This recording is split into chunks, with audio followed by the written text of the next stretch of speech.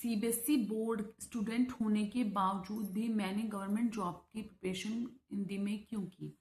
So welcome to my channel guys. मेरा आज का जो व्लॉग है वो है कि मैं एक सीबीएसई बोर्ड की स्टूडेंट थी, लेकिन मैंने अपनी गवर्नमेंट जॉब की प्रिपरेशन हिंदी में की। मैं एक सीबीएसई बोर्ड की स्टूडेंट थी। मैंने अपनी इंग्लिश मीडियम में पढ़ाई पूरी की। नर्सरी टू 12th मैंने इंग्लिश मीडियम से की।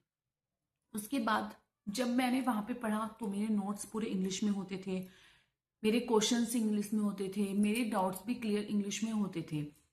लेकिन जब मैंने गवर्नमेंट जॉब की प्रिपरेशन के बारे में सोचा, तब मेरे सामने एक प्रॉब्लम आई सबसे बड़ी, कि मेरे होम टाउन में कोई भी कोचिंग इंग्लिश में अवेलेबल नहीं थी। वहाँ पर सिर्फ कोचिंग हिंदी में अवेलेबल थी।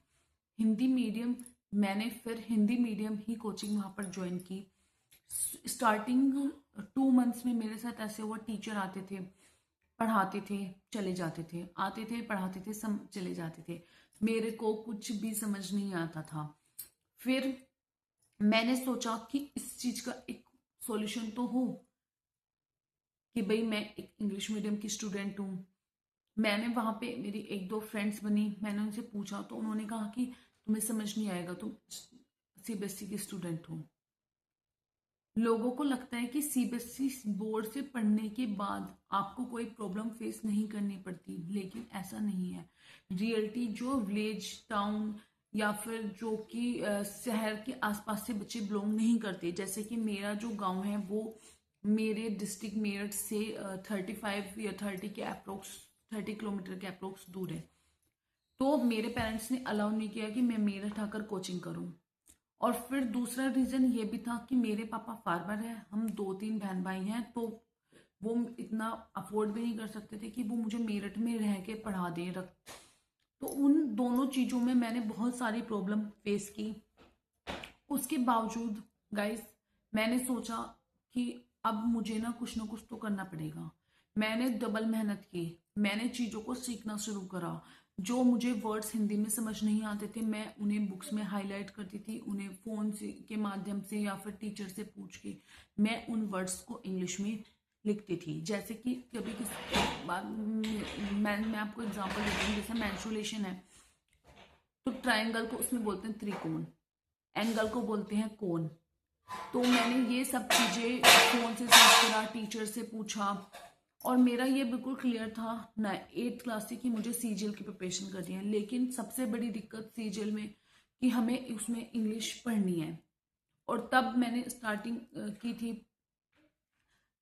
हमारे यहाँ पे इंग्लिश की भी कोचिंग नहीं थी कि कोई ऐसा टीचर हो जो इंग्लिश पढ़ा दे। सो ये बहुत बहुत बड़ी मेरे साथ प्रॉब्लम रही है।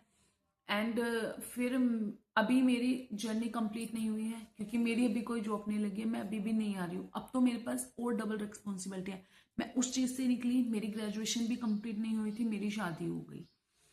शादी होने के बाद मेरे बेबी हो गया, और मैं अभी भी रुक नहीं रही, मैं धीरे धीरे चली, मैंने चीज़ों को सीखना शुरू करा। और जो कोई भी बहन भाई गवर्नमेंट जॉब की प्रिपरेशन कर रहे हैं और मेरी बात से रिलेट करते हैं, या मेरी तरह वो अपनी प्रॉब्लम को फेस कर रहे हैं कि स्टूडेंट वो सीबीएसई बोर्ड के थे लेकिन उन्हें coaching CBSE medium English medium में नहीं मिली, तो आप प्लीज़ रुकना मत, चीज़ों को सीखो, डबल मेहनत करो। मैंने भी बहुत ज़्यादा डबल मेहनत की, आप भी करो, आपको चीज़ें समझ आ जाएंगी। देखो, जॉब जो है वो किस्मत से मिलती है, पर मेहनत जो है वो हमारी होती है।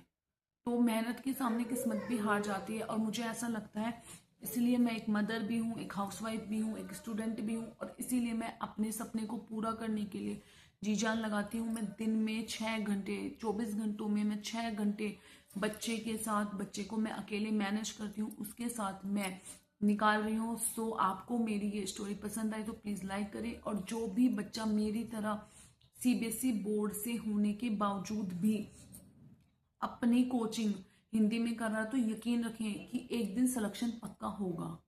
सो बाय बाय। एंड वीडियो पसंद आए तो लाइक करें, चैनल को सब्सक्राइब करें,